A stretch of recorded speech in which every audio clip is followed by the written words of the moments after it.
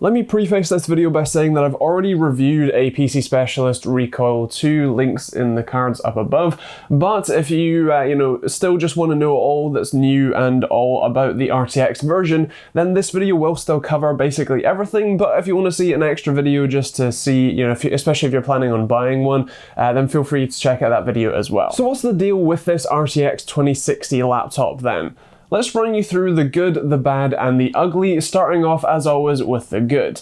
Size-wise, this is an impressive laptop. It's 15.6 inch, it has thin bezels all around the screen, overall pretty decent packaging, and beautiful styling with the sort of brushed aluminium top, and actually an RGB LED light bar on the front sort of lip as well. In terms of I/O, that's also pretty good with 2 USB 3 ports, 1 USB 2, 1 Type-C, HDMI, 2 mini display ports, gigabit Ethernet, headphone and microphone jacks, and DC in as well. Spec-wise, this thing is strapped. It's got a hex-core 8750H, which boosts all the way up to 4.1 GHz, which is impressive, and you can spec it out with up to 32 gigs of RAM, although my model has 16 gigs. You can also spec it out with up to an RTX 2070 Max-Q, although this model has the 2060, which is actually the one that I'd recommend, as the 2070 is a £178 option, and while it is faster, it's not significantly faster that I would really overall recommend it. You can also have up to 2 M.2 SSDs, as well as a 2.5-inch hard drive,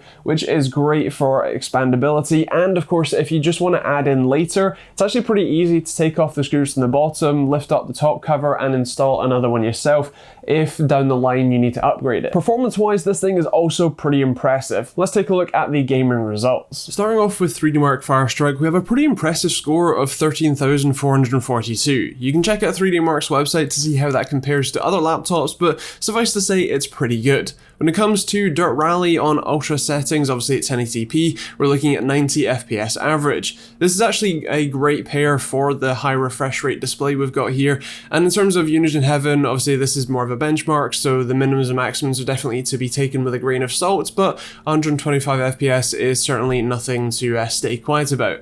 When it comes to PUBG, again on ultra settings, we're looking at 95 FPS average, which again pairs really well with the high refresh rate display that the laptop comes with.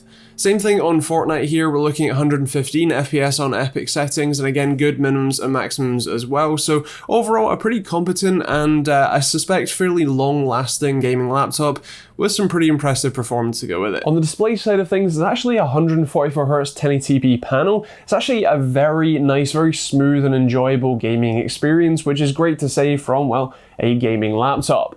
Color accuracy wise, it's not all that impressive with I think 80 to 90% of the sRGB spectrum covered, but overall it's still pretty impressive, and actually viewing angles are also pretty impressive too, with only the really extreme side to sides being a major problem, but of course it's a laptop so you can fairly easily adjust it to suit your needs. Moving on to the bad things, the keyboard is still something of a bit contentious for me. I've actually just come from the Acer Swift 5, which I now think is potentially my benchmark for the worst keyboard and laptop, so coming from that, I'm actually not as offended as I was in the previous review of the Recoil 2, but it is still a bit of a shame to see a fairly wobbly key, as you can see by this control key wobbling around like crazy, and also the fake clickiness really doesn't make much of an experience for me. Overall layout though is quite nice, and if you can get past the mushy yet clicky typing feel, then it's not too bad. The trackpad is also not too bad either. The only real gripe that I have with this that puts it in the bad rather than the good is that I've had a recurring bug on basically all of PC Specialist laptops where when you hold your finger down, the cursor will just jiggle around like crazy. Now, it's something that they've said that they can't reproduce themselves, but it's something that I've had in multiple units, so hopefully that will get addressed in software anyway. Another thing that isn't too fantastic about the laptop is actually the webcam and microphone. Here's a quick test of that. So a test of the built-in webcam reveals that it's okay. It's 720p, and while I'm in full studio lighting, it is still a little bit soft, so take it or leave it. It's certainly fine for, family Skype calls or whatever, but considering that your phone is about 100 times better than this, it's kind of sad to see that that's not anywhere near the same level. Otherwise, the microphone is actually pretty decent, and the built-in speakers are also pretty good too. Battery life is also something that's jumping on this list too, with only 2 hours and 10 minutes on battery with the PC Mark battery life test. Now this is, just web browsing and that sort of stuff, so bear that in mind. If you're planning on using this out and about, you're going to want the charger fairly nearby because you don't get all that long without it. And the final note on the bad list is the noise. Now it's not the worst laptop that I've had in terms of its noise output, and most of it comes from airflow, although there is a little bit of high-pitched whine from the fans, but otherwise it's not too terrible. Again, here's a quick test of that.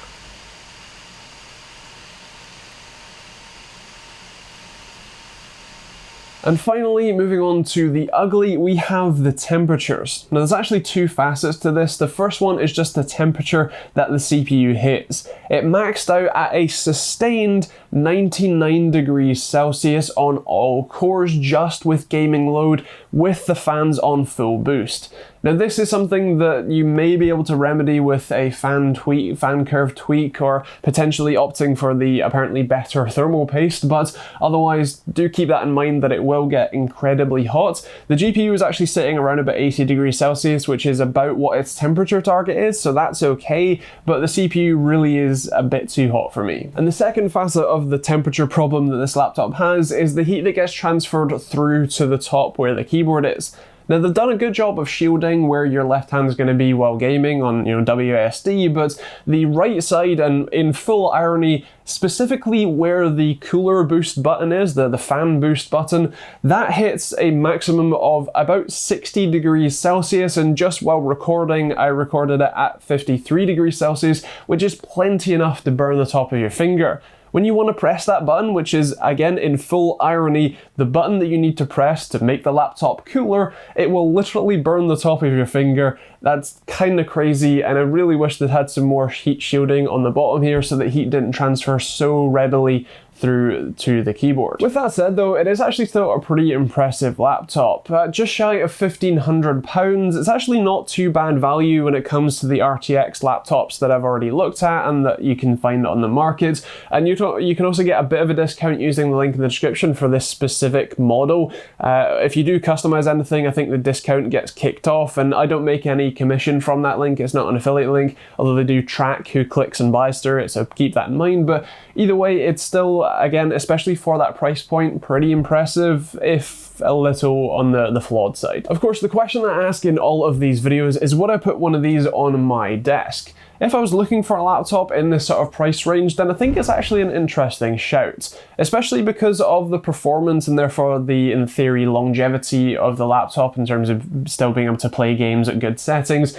I think this could be a pretty interesting option. Of course, while there are plenty of other options you can check out, feel free to check out this one too. But with all of that said, I would love to hear your thoughts in the comments down below. What do you think of the laptop? What do you think of its temperature problem, or its keyboard, or that beautiful display? Let me know down in the comments. If you want to support the channel and keep me making these videos on a Monday, Wednesday and Friday basis with live streams on Thursday nights, then take a look at the links in the description down below. There's Amazon and Overclockers UK affiliate links, which don't cost you anything to use but massively help me out when you do use them, so thank you very much. You can also support me directly with the Patreon link and get cool rewards of doing so, or check out the Humble Bundle or private internet access links, or even the domain.com link if you want to set up a website.